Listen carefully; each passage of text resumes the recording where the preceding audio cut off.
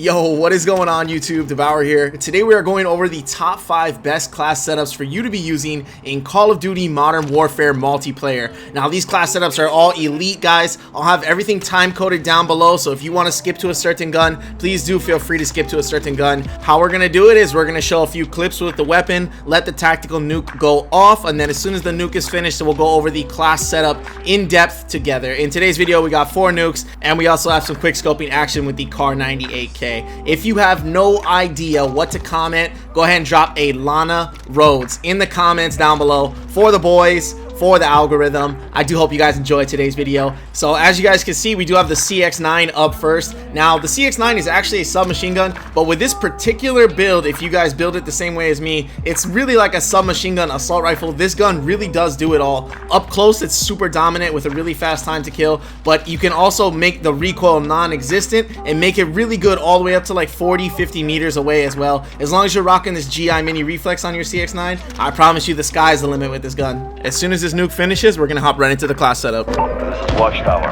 Passcode accepted. Enemy at the construction site.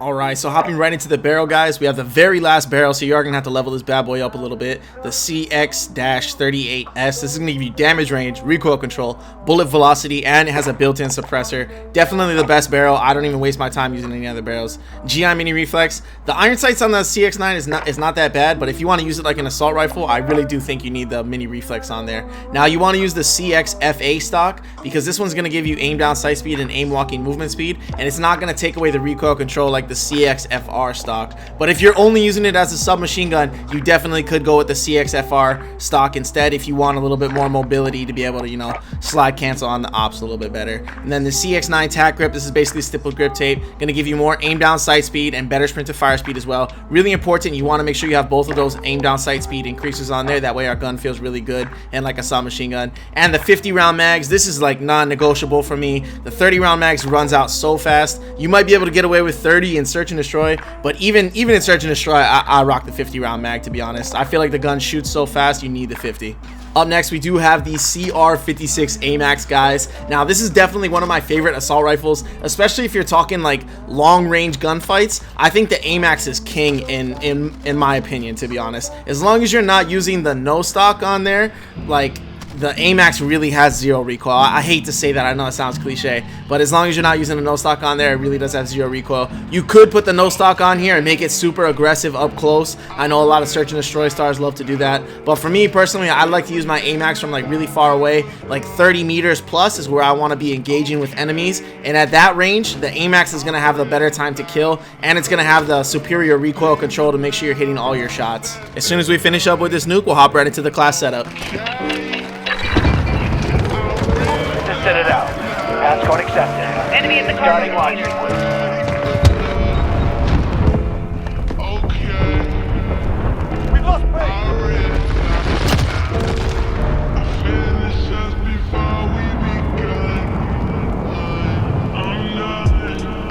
Alright, up first we do have the monolithic suppressor, guys, for that sound suppression to keep us off the radar and to increase our damage range to make our AMAX really, really good at long range combat. And we have the XRK Zodiac barrel. This is probably the most important attachment, guys. It's going to give you damage range, bullet velocity, meaning our bullets hit faster, and recoil control. And lastly, it gives you the super crispy, nice iron sights as well. Up next, we do have the CR56 EXO stock. This is going to give us aim walking movement speed and aim down sight speed. Pretty straightforward, just helps our mobility overall.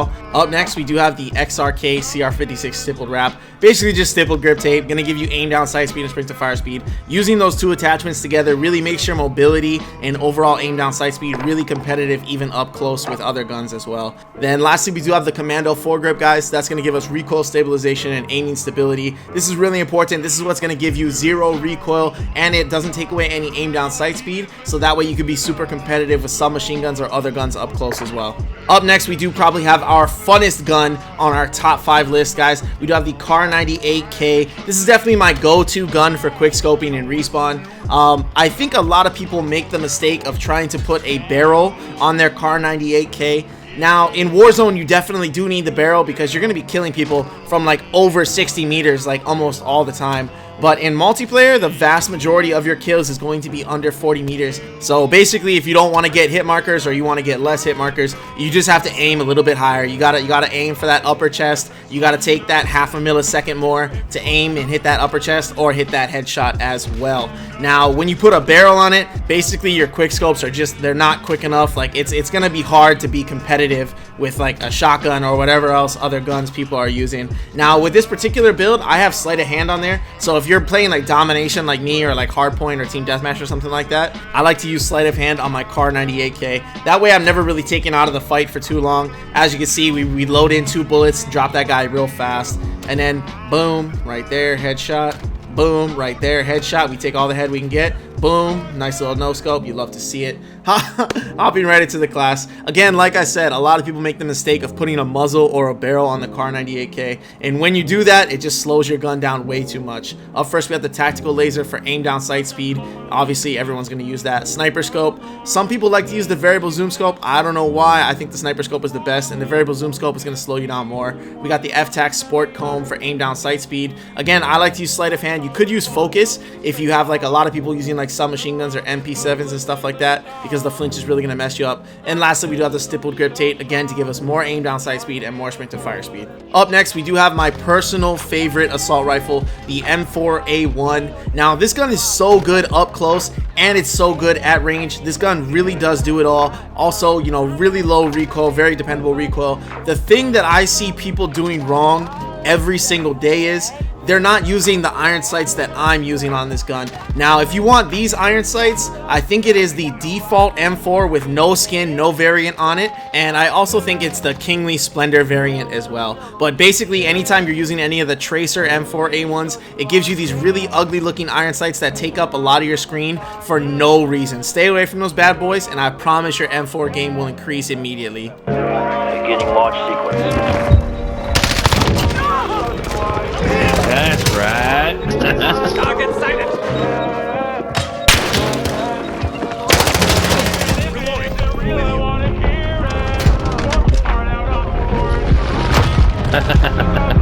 Good game, good game, good game, good game, good game. Alright, up first we do have the monolithic suppressor, guys. That's going to keep us off the radar and increase our damage range as well. Super important.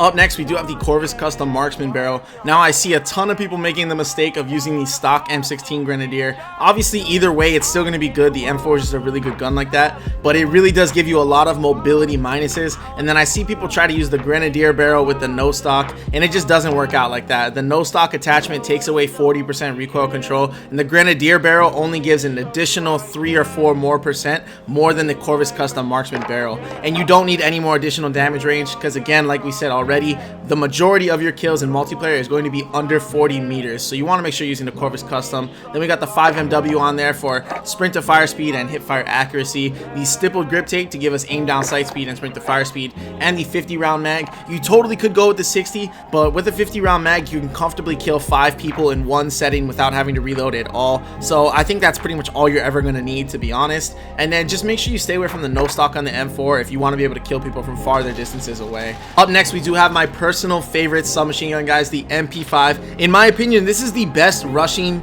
like submachine gun in the entire game, just because it's so versatile, and with the way you can build your class setup, you can make it so it's super aggressive and you never have any weaknesses. Your reload time is super fast, your crosshairs on the MP5 is always going to be silky smooth, and the damage range when the MP5 is actually really good as well. You could comfortably kill people from like 30 meters away. The one thing that I do notice about this gun is a lot of people argue over like what is the best ammunition to use for the MP5. Now, you could totally use the 10mm 30 round mags or the 45 round 9mm mags. It does not matter. Honestly, they're both really good, and they're gonna outperform a lot of like submachine guns and a lot of people up close, regardless of whatever the enemy's using.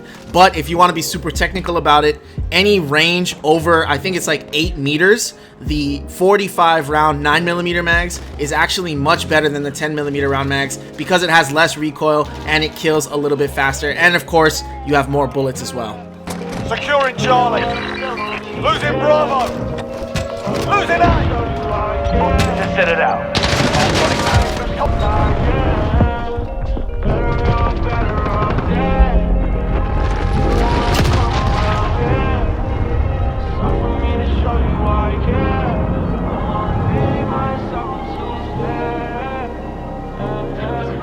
Alright, hopping into our final class setup. For the barrel, we do have the monolithic integral suppressor. This one is actually better than the regular monolithic suppressor for multiplayer, again, because you're not worried about the damage range. You just want your bullets to hit as fast as possible. So the monolithic integral suppressor is going to be better than the actual monolithic suppressor, again, for multiplayer purposes. Then we have the FTAC collapsible stock. In my opinion, this is the most important piece of the MP5 for multiplayer. You want to be able to spin around corners and slide cancel around corners like a crackhead. You need that stock on there. That way you're having the fastest possible movement speed.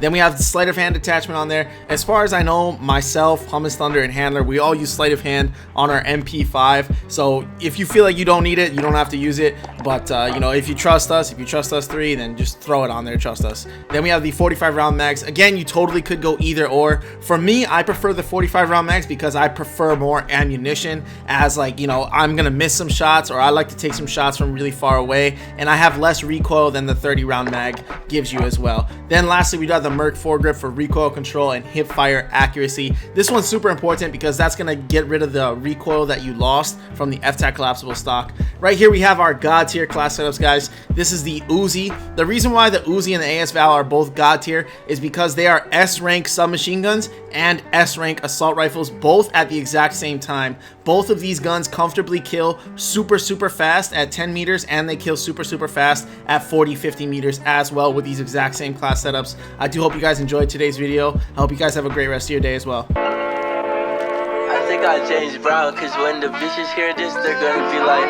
wow. Smoking gas, living fast, wearing velvet. Looks like a